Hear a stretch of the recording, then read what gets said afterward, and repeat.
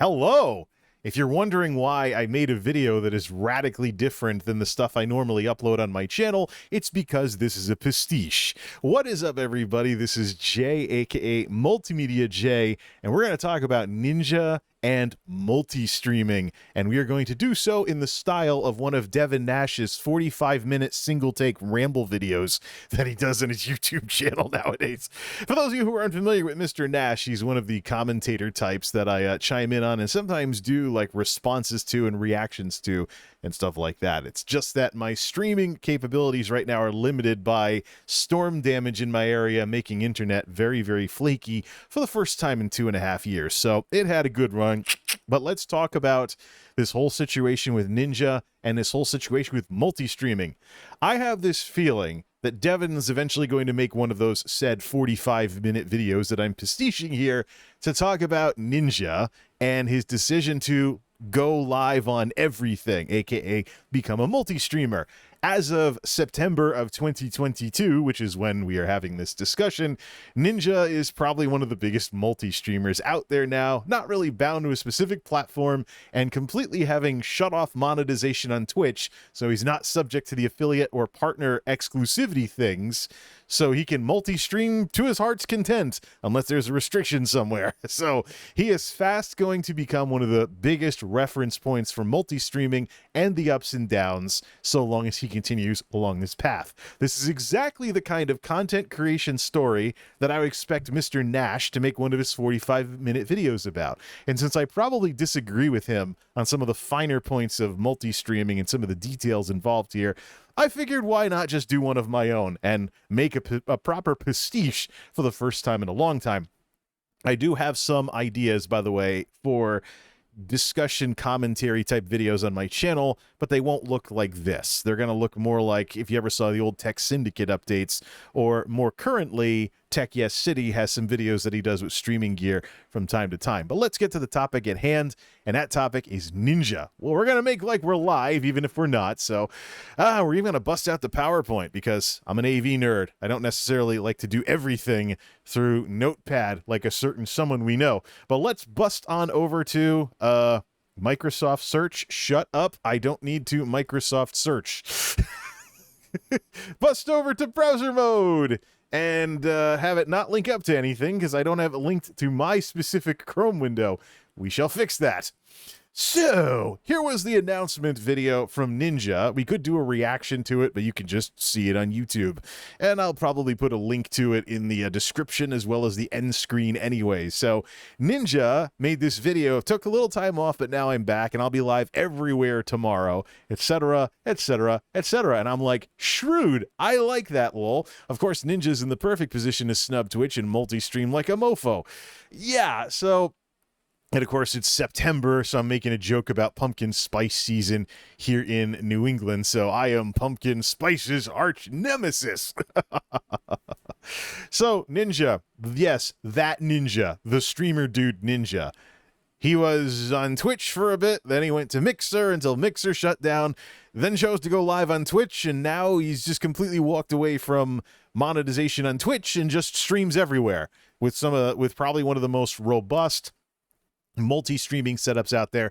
This guy is hands down going to become a point of discussion about multi-streaming. Of course, multi-streaming is one of those things where people say, oh, it's great, it's the best thing you can do for yourself, and I'm not so sure about that.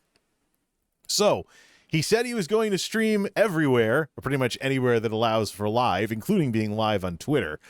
And then I decided to check in on his first stream, and I found this. I went on the internet and I found this. I chimed in. I tuned in towards the end of his first stream and compared the concurrence on all the platforms that he was live on. On Twitch, which is the platform that he first became known as a live streamer on, 12,149. On YouTube, about half of that-ish, 6,558.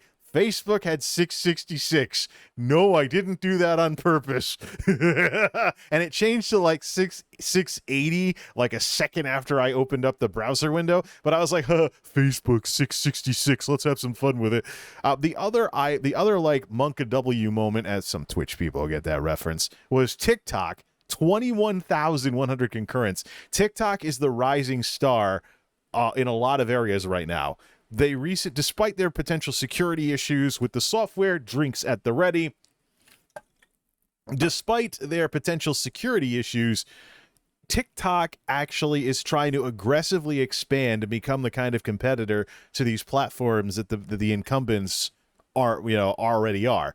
They have videos up to 10 minutes long nowadays, which matches the old 10-minute video limit on YouTube, and they have a TikTok live streaming thing. All of this is done with smartphones, by the way. So if you went to Ninja's TikTok stream, you would see a separate stream format that's designed specifically to be vertical on smartphones. He has a horizontal format for horizontal screens and a vertical one for vertical screens. If this guy ever does a behind the scenes thing on how he's doing all this multi-streaming, I'll bet it's one of the most robust setups out there for sending multiple formats of the same stream out to literally everything out there. It kind of reminds me of classic Game Room. I used to have a really good impression of Mark back in the day. Banished from Earth, classic Game Room broadcasts live from the International Space Arcade on its never-ending mission to review everything. Well, it was the Intergalactic Space Arcade, but it's been a couple of years. And then, of course, he was live on Twitter to 392 concurrents on Twitter. Why you would watch a live event on Twitter, I have no clue, but 392 concurrents did. And I made a reference to Meghan Yeah, who streams on YouTube and Twitch as a multi-streamer. Ninja's the new Meghan Yeah. Meghan is kind of the streamer that is known for multi-streaming. She used to stream on a lot more platforms, too. Before Mixer shut down, she basically, she was streaming on, let me see if I can remember all this, Twitch, YouTube, Mixer, and DLive, and I think she even threw Trovo into the mix. So 5 platforms for 5 concurrent counts. So, hey, I got to see if Ninja's tried streaming on Trovo as well. Wouldn't that be interesting? So yeah, obviously Ninja has a very robust multi-streaming setup. He's known as a gaming personality at this point, and he has plenty of money. So he's more than in a good enough position to become platform neutral and just stream wherever anybody will allow him to stream, which is going to make him a point of discussion when it comes to multi-streaming. But on to the next tweet. So when Ninja was done with all of that stuff, whatever, those folks who know my channel and my inside jokes just got that reference, Ninja tweeted this: streaming everywhere all at once and having 4 different chats open and interacting with my fans everywhere made me feel like a little kid again, streaming for the first time. What an incredible journey this has been, and somehow it is only the beginning again. Now here's the interesting thing about Ninja. Ninja has been in a really good position to do something like this for a long time. He probably could have done this a year or 2 ago if he didn't sign a deal with Twitch back when Twitch was like, oh, YouTube's poaching our content. Look, we're going to do exclusivity deals too. Around like 2020-ish or so, something along those lines. But here's the important part. Before we talk about multi-streaming specifically, we need to talk about Ninja. Ninja is able to do what he's doing with all these platforms at once because he's Ninja, not because of some inherent value or some inherent virtue in multi-streaming. Ninja is able to do this stuff because he's Ninja. What do I mean by that? So, Ninja and Shroud were 2 Twitch streamers, notably popular at the time, who went over to Mixer on exclusivity deals. Now, those contracts usually have some provision for if one side of the contract can't keep their end of the deal, like if the platform were to shut down, or if the streamer couldn't do there's a way to buy your way out, so to speak, if one side won't hold up their end of the bargain, a termination, and like an early termination fee, if you will. This was a very handsome sum of money to encourage folks to complete the contract. We know from what went on when Mixer shut down that apparently Ninja and Shroud had some very shrewd lawyers involved who, held Microsoft to it, and they got themselves a nice payday when the platforms shut down. So by the time that Ninja was coming back to Twitch, he was in a great position. So even though he's been a YouTuber for a very long time, here's his YouTube channel, His oldest video is from 10 years ago. First video of many. Look how young you looked back then. But yeah, 10 years ago. It's like he was on YouTube before the whole Fortnite thing, and these are the kinds of videos that he was making way the heck back then, still using something similar to a stream format in order to do that. But this is 10 years ago in 2012, so was he even involved? When exactly let me just check his Sully gnome here. When exactly what did he? I should have looked this up before I started recording this thing. We can do that stuff here. But hey, let's act like we're live here. When did Ninja actually create his Twitch channel? All right, create date 15th of January 2011 versus the November 2011. Okay, so he's doing them both at once. He's basically your wonderful example of somebody has a little of everything going here in the feedback loop. Well, this is 2011 we're talking about here, so maybe he was ahead of his time with regards to November 11th, 2011 for the YouTube channel versus 15th of January 2011 for Twitch. Okay, yeah, there we go. That makes a little more sense because many of, as we know from the times we've looked at all these big streamers and how they've developed, many of these big streamers developed into what they are via a feedback loop on multiple platforms, not by growing on Twitch. So, but there's numerous things people don't like to talk about, like the size of the platform that's in play when you're talking about the so-called no discoverability on Twitch. But let's not get ahead of ourselves here. Ninja is an established personality with critical mass. He's known all over the place. He's even been on regular TV shows even. He's even been on late night TV. Ninja is pretty much known at this point. There's an entire generation that grew up watching him stream Fortnite and stuff. He's in the position to do something like this.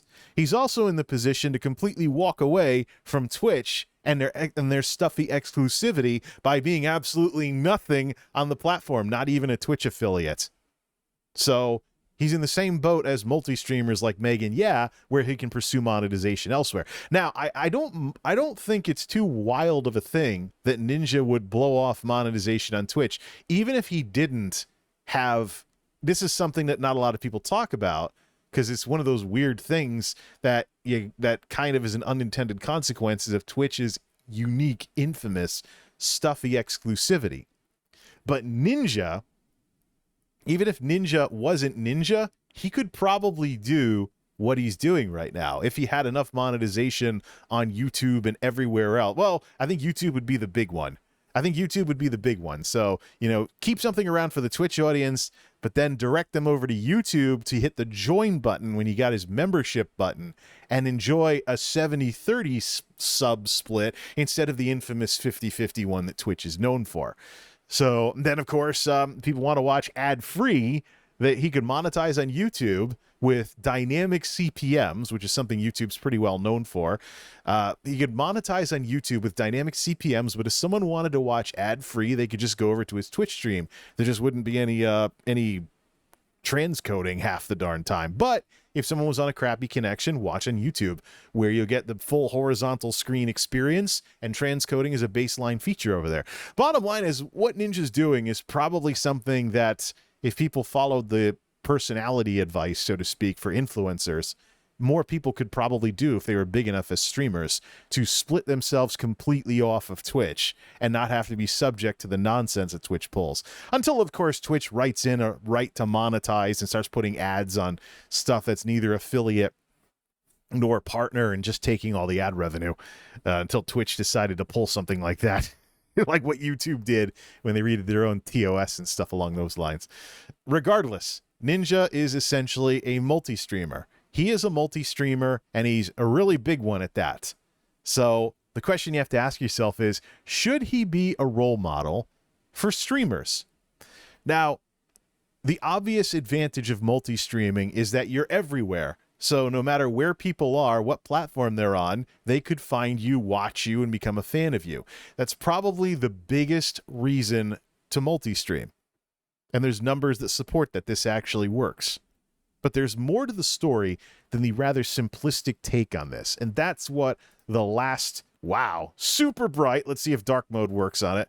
Yep, dark mode works okay. This is what the last tab that I'd like to go over in browser mode is here, and that is the Statista most popular social media networks worldwide as of January 2022, ranked by number of monthly active users in millions. So here is the hierarchy as of the start of this year. We'll expand it so it'll go all the way down to Quora at 300 million MAUs. Daily Motion worldwide isn't on this for some reason, but they're at 350, so close to the bottom of this list. But you have here the highest number of MAUs in this category, for each social media platform. You have Facebook, YouTube, WhatsApp, Instagram, TikTok's on there, split off from Douyin, which is, I think, China's version of TikTok, because TikTok started in China, then went international, and that's the platform that we know today.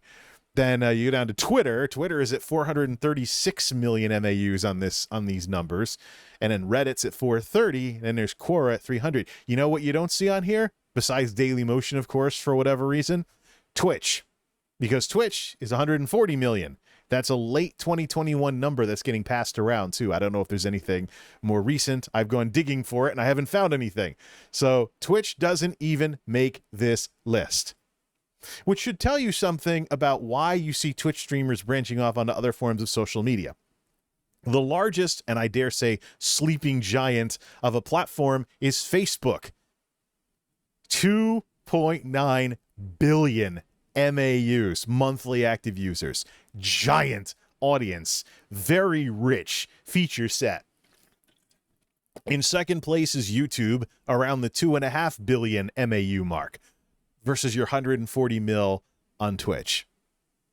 Or should I say weird numbers to make it kind of easier to understand, sort of?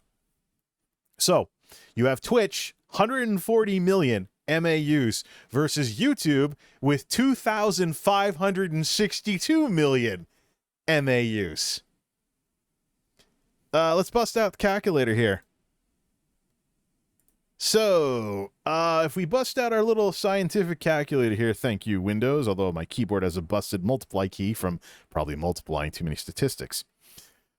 Let's see, let's round to like 2.5 billion.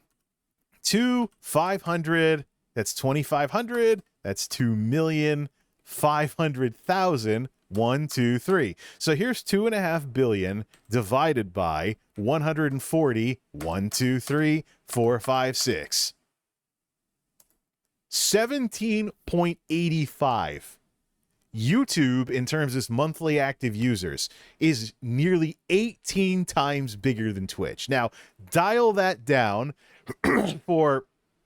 you can dial that down a bit for your language group and, who can understand you and stuff with the videos that you use. But worldwide, you're talking about a platform that is that much bigger. And I think even if we dial it down by language group and stuff, like what Daily Motion has, where the North American audience is only 40 million MAUs, we would probably still have a platform that was bigger than Twitch if you speak English or Spanish or a language that is spoken by lots of people around the world. YouTube also has a huge presence in India, so languages spoken in India might be a good ticket as well for building a large YouTube channel, although the cultural differences will still be in play. So 17.85, that's one heck of a factor for the differences in the size of the platforms. And don't forget, Twitch, 140 mil, that's worldwide as well. So apples to apples, you're talking a platform that's nearly 18 times bigger. So if you go from Twitch to YouTube, you're advertising your Twitch stream on the second largest social media platform in the world, 2562 for millions. If you start an Instagram, you're doing well as well, 1478. You branch to TikTok, which has a lot of growth, by the way, and are aggressively trying to expand, 1,000 million or 1 billion. That's a decent sized audience, and they're aggressively trying to expand. So you're not going to be butting up against algorithms as much and stupid stuff like that. And then, even if you go to Twitter, between Twitter and Reddit, you have 436 and 430. Now, here's where, so if you're a Twitch streamer, you're off the bottom of the list in terms of the maximums, the potential size of your audience. Get Twitter involved, you move up to, advertising yourself on a 436. Reddit, 430. if you don't fall afoul of some no self-promotion rule. And then not Facebook, YouTube or Instagram, much, much bigger, TikTok as well. Now, if I am a YouTuber and I'm already on a platform that does like 2562 and whatnot like this, and I go to Twitter, doesn't add very much. Or I go to TikTok, maybe TikTok with its aggressive expansion would be better for discoverability. But if I branch out to Twitter, I'm going from bigger to smaller. So that's really the thing. Multi-streaming, I think, is a smokescreen for you're involved on some of the biggest platforms. Biggest isn't always the best, though. As we saw with Ninja's Facebook numbers, Facebook has a major UI problem, and they also have a design problem because Facebook at one point was contemporary to MySpace. And as far as, and this, we don't need the numbers for this, as far as the development of social media goes, as far as I'm concerned, there's two kinds of social media that have been super popular in the last 20 years. Personal social media, which I used to refer to as the e-shrine. You have a page for yourself, your friends, your IRL friends and whatnot probably follow you on it or whatnot. You brag about your life's accomplishments, put up some photos, talk about bands you like. Think like what MySpace was during its heyday. Space Hey could be like that today, except Space Hey allows aliases. Facebook crushes MySpace with a similar thing, but then a whole different type of social media balloons right under their nose in persona social media, where if you want to be a personality of sorts and open up what you do to maybe people you don't know and entertain the masses or inform or enlighten the masses or start a brand channel or something like that, that's where persona social media comes into play. And that's something that Facebook currently isn't designed for. The real names thing, it's a privacy risk. Who wants to be in a chat on a live stream where someone can mouse over your name and see where you live, who you work for, and they have your real name and your photo that they can now, your profile photo, which they can now do an image search on Google and whatever happens after that? Why would you want that? And so it doesn't surprise me that Facebook gaming constantly struggles versus YouTube, never mind Twitch. And we know that Twitch's numbers are inflated because in the quarterlies, Twitch gets to use all of their stuff versus Facebook and YouTube being limited to game streams only. But you cut out about 20% of Twitch's numbers, Twitch is still bigger than Facebook and YouTube as a game streaming platform. So, but yeah, just because a bar on this chart is bigger doesn't necessarily mean that it's going to be better. YouTube, I think, is the best in terms of size and the algorithm technology being ferociously worked on. Plus, as TikTok continues to become the tail that wags the dog here, and Instagram also is a meta product as well, you're going to see more between these three as they try and ramp up competition with each other so nobody becomes the next MySpace. So you get this idea that if you multi-stream, you're going to be everywhere and everybody can find you. But if you already have people on YouTube who can find you, this is why discoverability and not having to fight algorithms is so important. If people can find you, if these 2.5 billion folks, monthly active users, can find you on YouTube, how many people do you really think are left if you branch to Twitter and start doing go live tweets on a smaller platform that aren't already involved on YouTube or Reddit or something like that? It's cool if you go from little bitty Twitch up higher in this hierarchy, but if you're already established up here somewhere and you go down, that's the thing. And where's all the marketing? Where's all the publicity? Where's all the people that are being snookered into thinking a tiny little platform is bigger than it actually is? Twitch. Their incredible marketing and their incredible demographics heavily focused on ages 16 to 34, nearly 3/4 of their audience, according to their own numbers. It is absolute marketing. You can't say that Twitch can't market. Twitch is very good at marketing, but once you see through the marketing, you see through Twitch, essentially, and their sales pitch and see them for what they are. So with that in mind, this is Devin Nash would bust out the notepad, but I'm a AV geek, so we're going to bust out PowerPoint. The ups and downs of multi-streaming. Let's compare some of these things and let's help, keep the thoughts organized and stuff like this. So we're just going to keep it simple. The good stuff's going to be on the left. The bad stuff's going to be on the right. Let's go over Let's go over what the ups would be. Obviously, the one everybody talks about is more discoverability when you're on more platforms. More discoverability when you're on more platforms and more people find you. Let's just leave it at, more discoverability when you're on more platforms. Now, the numbers do reflect this, but there's something incredibly, incredibly important. If you want to think about multi-streaming, and this is what the pundits and the talking heads and the commentators don't like to talk about, because this will shoot you in the foot. If Ninja isn't careful, he is going to run into this, and he's going to have problems. So, the biggest problem with multi-streaming is that different platforms have different rules. I was doing some digging on this earlier. We all know about Twitch and the weird bans that people got for the most banal things, like saying a word about a piece of food that could be interpreted as a slur or something. We've seen Twitch ban people for stupid reasons, sometimes an indefinite suspension, and now people have to get their accounts back by begging Twitch to give them another chance. And for smaller streamers like Twitch affiliates, that can take months. Now, during the time that you are suspended from Twitch, like we said, different platforms have different rules. During the time that you're suspended on Twitch, the banned streamer rule means that you are persona non grata. Other streamers are not supposed to talk about you, and there are people who have gotten banned off Twitch because they were what Twitch would call knowingly advertising a suspended streamer. You don't want to be one of those people that your colleagues, friends, etc. on Twitch can't talk about. And furthermore, when you're kicked off the platform, you can't watch either. It's like your account will be suspended. You won't even be able to log in and watch. It's not like you get silenced, and you can still watch if you both create and watch at the same time. Now you're logged out, and you have no way of tracking stuff except through Twitter or whatever. You can't be part of the chat. It's basically like getting suspended from school.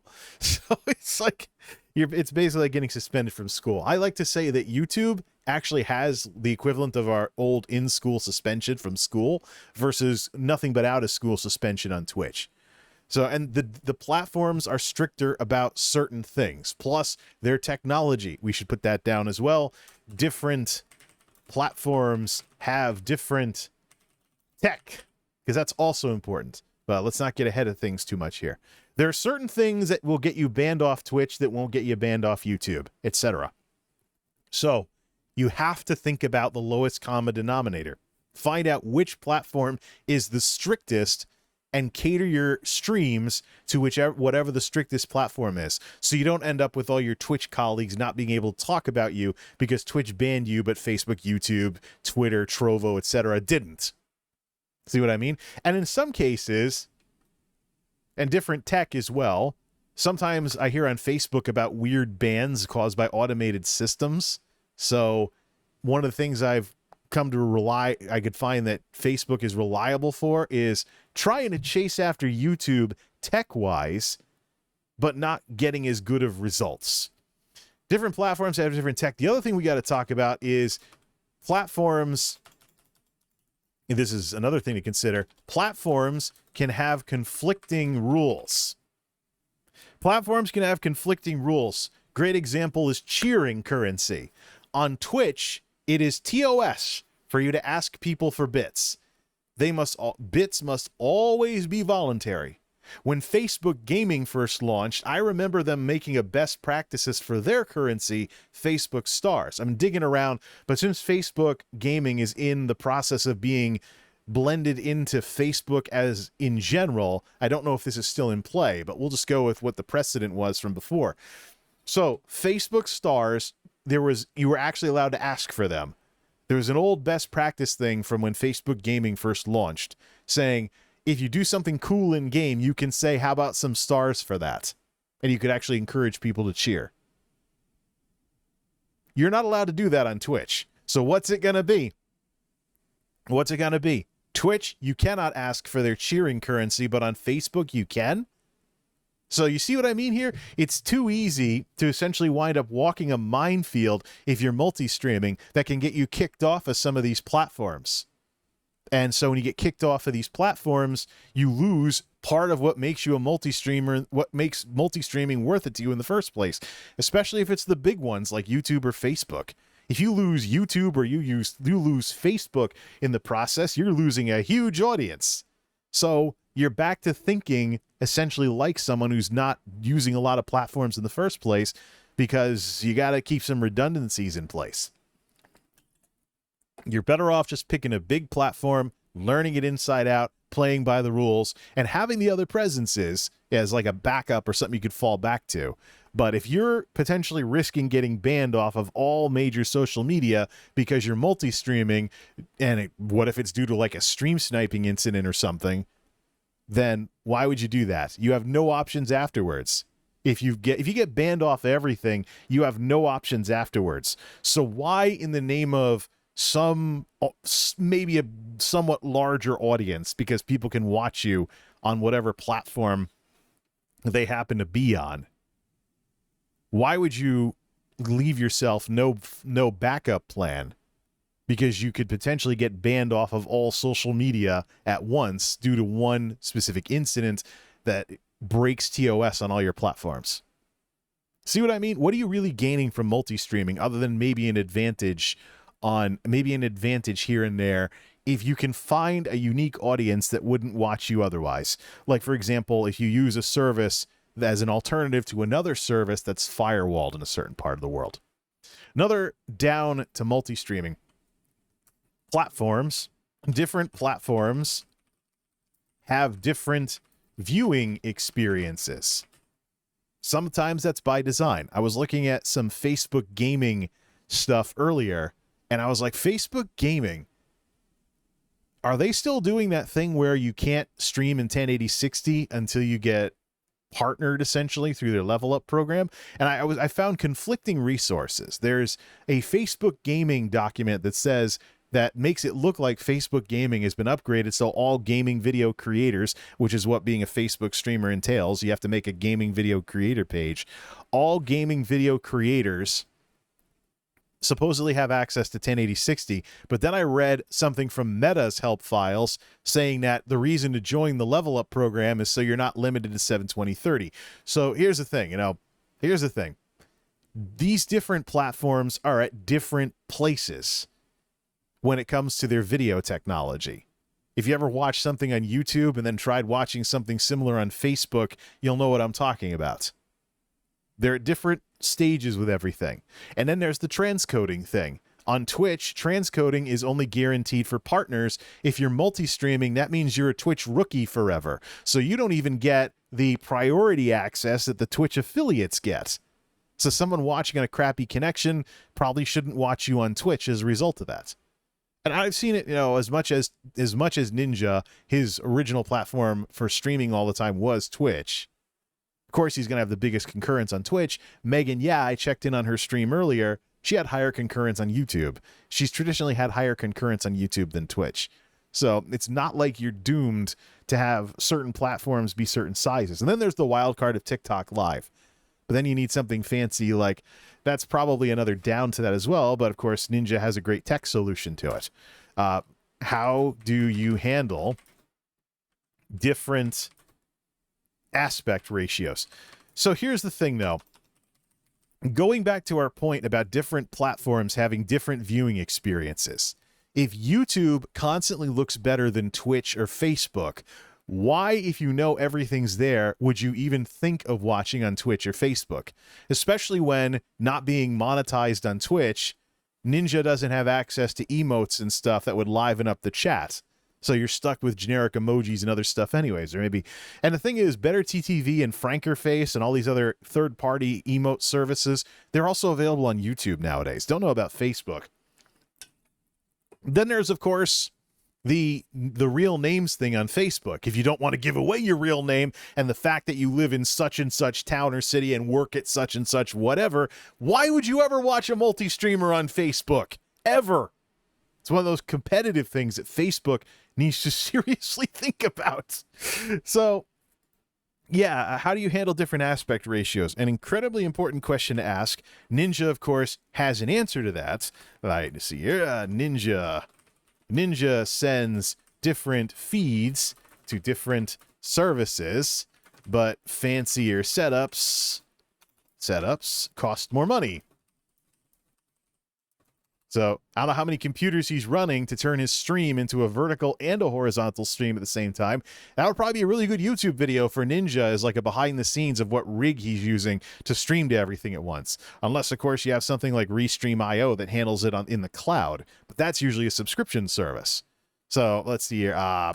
If restreaming services do this, what's the added cost? So we're going to get to a situation where you add more platforms for certain surcharges and you end up with X amount per month on something like that. Are there any really any other ups and downs to multi-streaming besides the discoverability that everybody talks about? I'm trying to think about it. I'm trying to think of one, literally anything. I mean, I'm on multiple platforms. I guess that's not really an up, that's a down. The other down of multi-streaming is you eliminate potential backup platforms if you have problems with your main platform. But it's not just if you get banned off the channel or get banned off the platform either. What if you what if you get your account broken into? Your account's compromised. Of course, accounts getting compromised can lead to getting banned when you're posting stuff that's TOS. But save this. So here we go. I mean, the typical argument is more discoverability and higher numbers when you're on more platforms, but look at all the downsides that you get. I wouldn't even say risk reward here. And I'm not going to get into some of the more subjective things that some people, I think Harris Heller said that at one point, that multi-streaming makes you look like you're desperate, which is completely false. Traditional media has had syndication for a long time. So it's if streaming on multiple platforms makes you look desperate, it's because people have decided completely in their heads that streaming on multiple platforms makes you look desperate. So the ups and downs of multi-streaming, there you go. And I also want to, we'll be sure to put that on Twitter or something after we save and export that. Let's link up one last time to a little something I'd like to show also to demonstrate this from my own channel's numbers. Let's go back to browser mode where we're on the Statista platforms. Remember that certain platforms are bigger than others. So, and you got to ask yourself, are you moving up or down the hierarchy by spreading out and introducing yourself to all of these potential problems with multi-streaming? Now let's switch off to Firefox here. I don't have to worry about showing my live control room because there's no live control room because I'm not streaming. No wonder Devin does this stuff. It's easier than I thought it would be. It's just you're not as good when you're talking off the cuff like this as when you edit things together. You just got to be good at doing stuff impromptu. So for 2022, here is the traffic to my YouTube channel, which, for those of you who aren't familiar, I'm an old school YouTuber. I use YouTube recreationally. Only in this decade, the 2020s, did I try to do any kind of content optimization whatsoever. So I've seen a lot of YouTube's history. I've seen how Twitch is repeating YouTube's history, and I'm 40, so I'm an old guy anyways. But here is the traffic sources for my channel. A lot of my videos have been getting shut off in the algorithm because some of the biggest ones that the algorithm pushed forever have now basically getting shut off. Who wants to watch my 5-year-old video about my washer and dryer, which I didn't even edit because I didn't think it would get so popular. Been so tempted to just make a revision of it. So 45,875 views to all of my videos on my small YouTube channel in 2022. So I'm involved on YouTube, but I've been getting involved in 2022 this year with the retro scene on Twitter.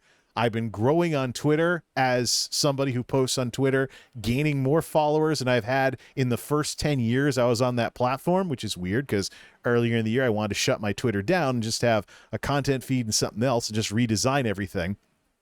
But I think I might just keep the old account at this point. Remember, though, just shy of 46,000 views since the start of the year. Let's go to external. So I'm involved on Twitter. What exactly does Twitter represent? What do all those Discord links represent? Remember, it's not on the charts, by the way, but Discord is roughly the size of Twitch in terms of monthly active users. Twitch and Discord are kind of like buddy-buddy, but I expect the audiences to overlap a lot with each other. Google searches, in terms of external traffic, remembering we have back it up. 45,875 views, of which 5,000 of them are external. But remember, 45 grand is the magic number here. 71 views from Discord. All those Discord whatevers for an average view duration of only 1 minute. Everything I've ever shared in Discord in 2022 has brought in only 71 views out of 45,000. Twitter, 54 views out of Twitter. 54 views out of 45,000. I don't know what more needs to be said. There's your click-through rates for you. The bottom line is, and this is another important thing when it comes to multi-streaming, people don't want to go halfway across the internet just to watch your video or stream. People don't like extra clicks. It's one of the ways you can tell if a feature is about to get deprecated on YouTube is whether or not it takes too many clicks to access, like video responses about 10 years ago. So, yeah, this is something that you got to think about here. People don't like when it takes a lot of effort to do things like support a creator or find something to watch. And the platforms, let's switch it back to Chrome and go over the hierarchy once again. The platforms design themselves to do exactly that. They want to cut down on the time that it takes for you to find something to watch, and they want to maximize the time that you spend watching. Everybody's doing this. It's not just the platforms for UGC, as it's called on Dailymotion, user-generated content. We can also talk about this with Netflix. Netflix will design their algorithms to recommend movies to you, similar to what YouTube has nowadays, by the way. Netflix will try to recommend stuff to you to get you watching something quickly and keep you binge watching as much as possible and being satisfied with your experience. This is the template for these video platform algorithms that have taken over everything in recent years.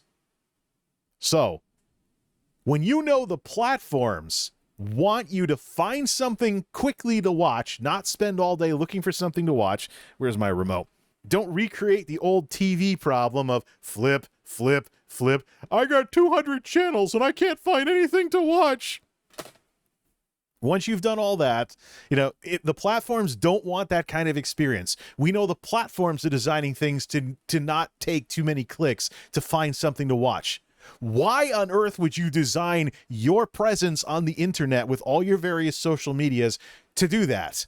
The platforms don't want to do that. Why you? What makes you so special? What makes you think you can get away with it when the platforms have made that absolutely taboo? And you're talking something to the tune of 2.5 to 3 billion monthly active users. It's something really worth thinking about.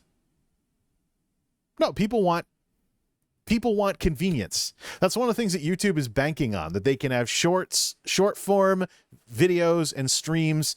The community page is like an answer to Facebook with the ability to do text updates and photos and stuff. Then there's the memberships and things like that. YouTube is banking on succeeding as a comprehensive platform, so that way you're not clicking to multiple different sites to do mundane, banal stuff that should all be inside the ecosystem anyways. And YouTube can capitalize on it. I think this gets back to the point I was making about Facebook. What does Facebook offer that makes it such a sleeping giant if they ever get their stuff together?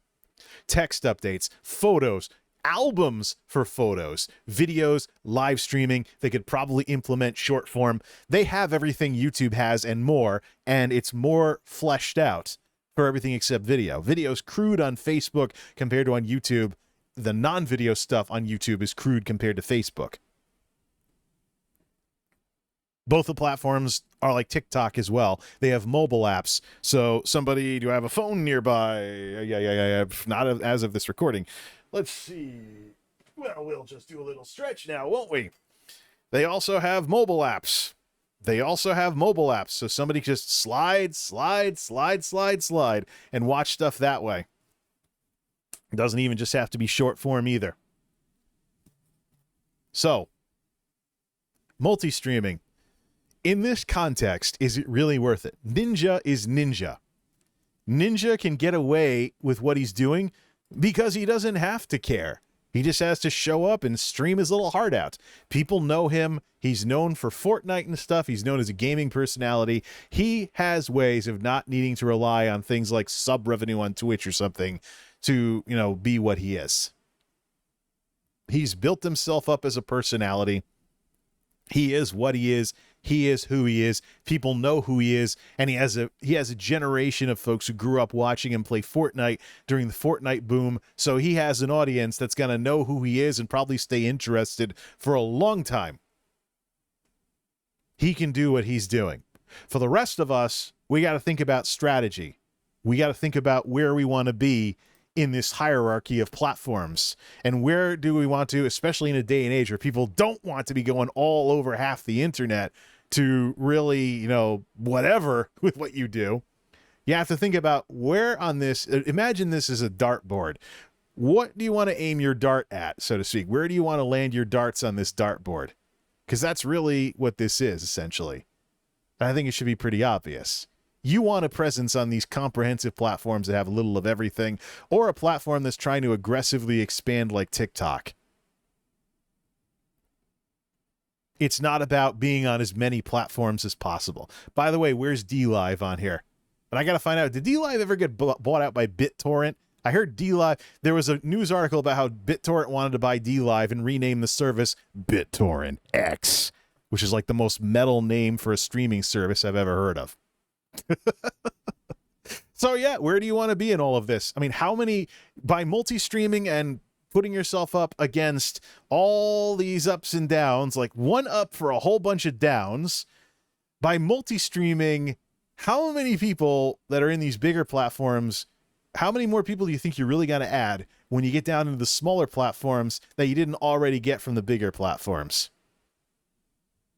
Or the aggressively expanding ones that are trying to make discoverability huge. See what I mean? This is one of those cognitive dissonance type things. The difference between something that academically, intellectually seems like that would be the way things go, and the way things go in the real world. And it's definitely something to think about as a content creator. Those of you, what are we up to? 47 minutes of lifetime. I knew this would be a pastiche of those Devin Nash videos. I'm actually going to go so far as to put the end screen on top of my ugly face. So if you like the video, make sure you click thumbs up. Hey, and those of you that watched all of this, or maybe you're listening to it like a podcast, which is something I'm known for these days, apparently. Thank you for listening to it, man. It really means a lot to me that, I mean, I'm just a guy making videos, just been recreationally using YouTube for a long time. To have people stop by at all when I've done next to nothing to try and like ride trends or whatever, been trying to keep it real and stuff like my old 90s influences would suggest, then, you know, it's it's just amazing, you know, just how this all works, that even randos like myself can get folks that drop by and like, yeah, I like what you do. Thank you, everyone, for your support. Be sure to like and subscribe, and check out Devin Nash's channel as well. He makes a lot of videos that are just like this. So if you're looking for that podcast in disguise, single take, talk about a topic for a long period of time, be sure to check out his channel as well. Have a good one, everybody. Oh yeah, why don't we just keep it MultimediaJay style in this one way? Till next time, this is MultimediaJay signing off. Thanks for stopping by.